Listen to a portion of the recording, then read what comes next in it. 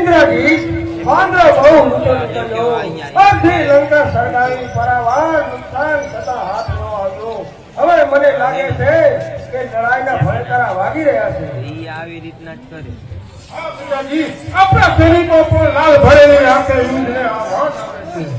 રાવણ એક ઘડીનું સમજો, રામની જંગી ફોટ લંકા પર તૂટી પડશે ત્યારે જ તમારું નિવારણ થશે. ઠીક છે, હું નાસી જાઉં. અરે દેવોથી દેવો આ રાવણની ચારણ રાજમાં આગોતતા હોય અને તેની પાછળ પવનને સૂર્ય હોય. આ અભિમાનની કુમારી ઉડી જશે. જ્યારે વાંદરાએ લંકા સળગાવી ત્યારે કોઈ જવાની હિંમત ન કરી. એ તો ઠીક છે વિભીષણ, રામે દશરથનો પુત્ર અરે આની સ્ત્રીને ધન્યવાદ જોતા કદાચ અહીં આવે તો સમુદ્ર પાર તો ન જ કરી શકે. રાવણ રાત હજુ નથી સમજતા. મહામંત્રી, રાવણ રાજ્ય બાળક સમજો નહીં. તેની ભુજાથી દુનિયા વધી દોડતી, તેના અવાજથી બ્રહ્માંડ આખું ખળબળે, એને અણસમજો ન સમજો. પટણજી ભયંકરમાં જશે તો લંકા વાયરલ થશે. વિભીષણ, માલવણ ઠીક કહે છે. પહેલા બની કિંમતી દેવાનો આ શું છે? મહારાજ, કિષ્કિંધાથી એક વાંદરો વળવા વસ્તુ માટે આવ્યો છે. એને માનથી અહીં બોલાવો. સાવધાન રાજન, ભાઈની વધતી જતી છતાં કોઈ વખત રાણીને પણ ભયમાં મૂકવું પડશે.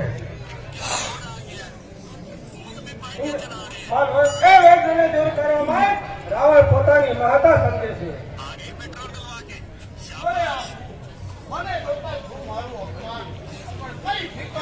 લાનત.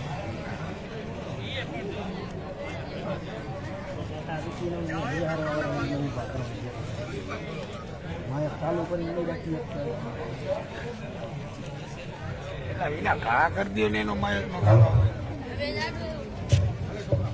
અરે આ બધા શૂન્ય છે, મને જોતા શું મારું આવું અપમાન, પણ કઈ ફિકર નહીં. મને ખબર છે કે જલ્દી કરી નાખો કે આપને અહીં આવવાનો હેતુ શું છે? એક કે લાખો માણસોના જીવ અને રાજ્યનો નાશ થતો અટકાવવા માટે રામ અંગદ સુરજનું ઘેર લઈને આવ્યો છું.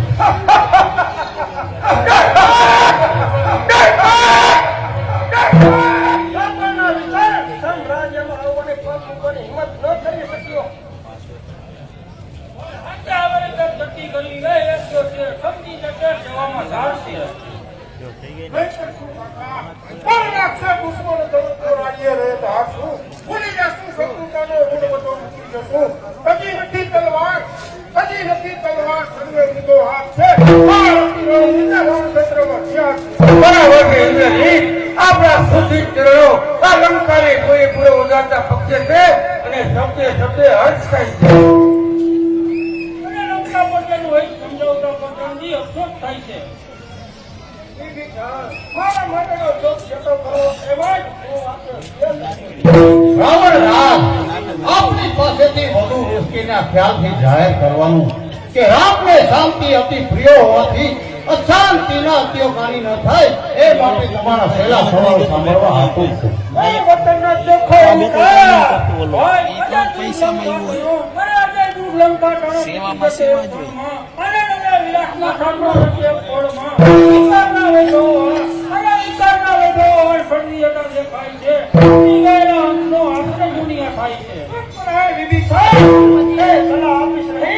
એની મારે જરૂર નથી.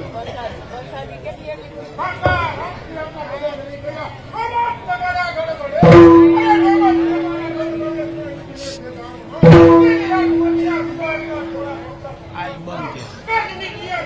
આય બંધ છે. ઇન્દ્રજી, હદ બહાર ગવાય છે.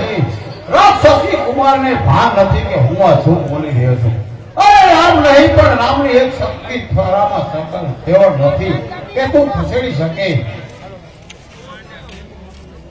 અરે અણુ અણુઓ પાવતો શક્તિ વીર છે, છતાં અને દુનિયાનો મહા રામ છે.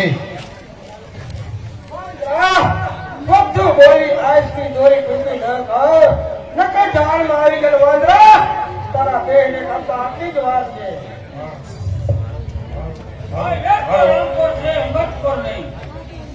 વાહ, એ તલવારના ભય બતાવે છે.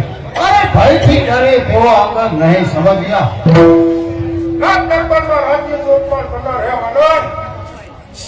ઇન્દ્રજીત સન્માન સંખ્યા એક દિન થતા થશે, તરસે પ્રેરણા ભૂલ ક્યારે નાસું છૂટું થશે. અરે હેવાનથી મહેમાન ગરી તમારા હાથે થશે, મિલન થશે મેદાનમાં જ્યાં ભેટું અધૂરું પડશે. હે વાંદરા, બકવાસને અંતે નહીં કરી આવ, મેદાને આવ. ઇન્દ્રજીત સબૂત તારી સુરતા મારી સાથે ભેટી, પણ લડવાને લાયક નથી. ઉઠાવ આ પગ પૃથ્વી પરથી તો હું મારી સીતા માતાને હારી જઈશ. ઠીક છે ત્યારે. ઓ થયું અભિમાન ઉલટી ગયું, રામના એક દૂત પાસે પણ હારી જાય છે. ત્યારે વૃદ્ધના લોહી તરસ્યા મેદાનમાં શું વિચારે છે રાવણ રાજ? સાંભળી લ્યો છો, સીતા મારી થશે અને એક જ આંખના પડકારામાં ખસેડી નાખો. રાવણ સરસ મોકો છે, ભૂલવું ન જોઈએ. રાવણ શું વિચાર કરી રહ્યો છે? ઉઠાવો પગ પૃથ્વી પરથી, જો હટી જશે તો હું મારી સીતા માતાને હારી જઈશ. આ મારું વચન છે. રાવણ મને નમન કરે છે. વિશ્વ ભર જગત રાજા રામને કર કે તારા દુઃખનો અંત આવે અને તમારા પાપનો પ્રાયશ્ચિત થાય. અપમાન! અને વળી આવી રીતે વાંદરા તારું આવી બન્યું લાગે છે.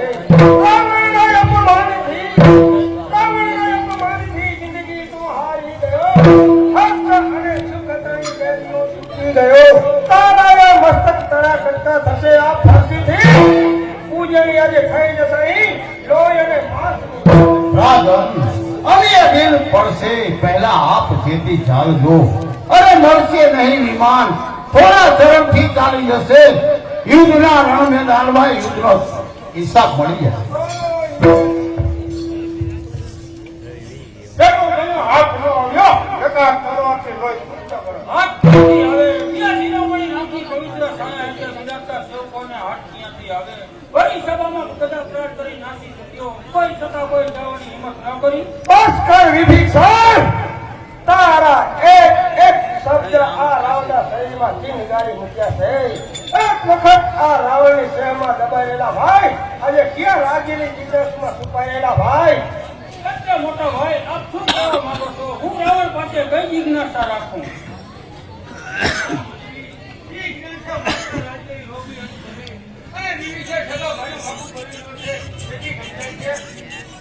ભાઈને સાચું સમજાવવું પણ મળે. વાહ ભાઈ, સમજાયું આટલે જ માતાએ પોચવું પડશે. એવી ખબર હોત તો સાચી સલાહ ન આપત. વિભીષણ, રાજ્યની ઈચ્છાથી અંધ બનેલો માણસ કદી પણ નથી જાણી શકતો કે હું આ શું કરી રહ્યો છું. ભાઈ, મારી સમજણ અને શક્તિ બતાવે છે કે રાવણ મોટાના માર્ગે જઈ રહ્યો છે.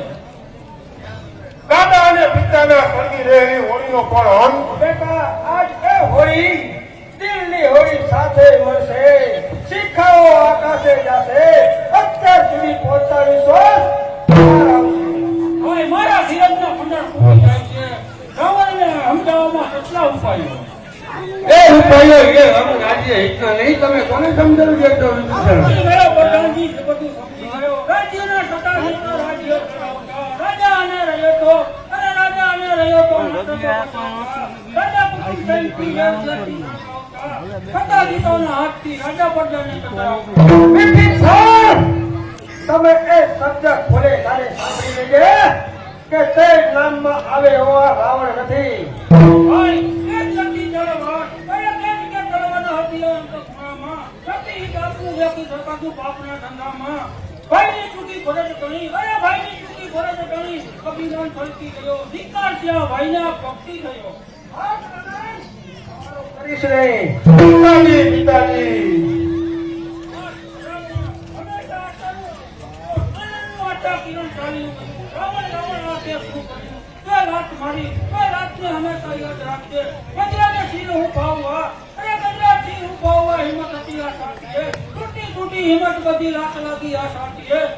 અપમાનને ભૂલીશ નહીં દુશ્મન કેરા ભાઈને, અપમાનને ભૂલીશ નહીં દુશ્મન કેરા ભાઈને. પાપી ઠગારો જય કરું. પિતાજી, કાકા તો ગયા. હા બેટા, તારના માર્ગમાંથી છૂટી રહેલો કાંટો કાયમ માટે દૂર થયો. પણ તો કાંઈ મને સમજાવતું નથી. નહીં સમજાય યુવરાજ. આવી ખોટી નિયમોની પાછળ કાળા ધાબોની હિંમત તમને નહીં સમજાય.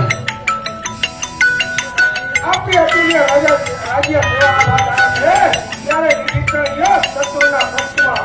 મહારાજ, શત્રુઓ વિભીષણની મદદ નહીં કદાચ રહી આવશે તો આપ જેવા રણવીર અને ગરજતા કેસરી ઇન્દ્રજીત છે. ત્યારે ઇન્દ્રજીત કાલે સવારની પહેલી લડાઈ તારા હાથથી જોવા માંગુ છું. ભલે પિતાજી, હું અત્યારે જ તૈયાર થવા જાઉં.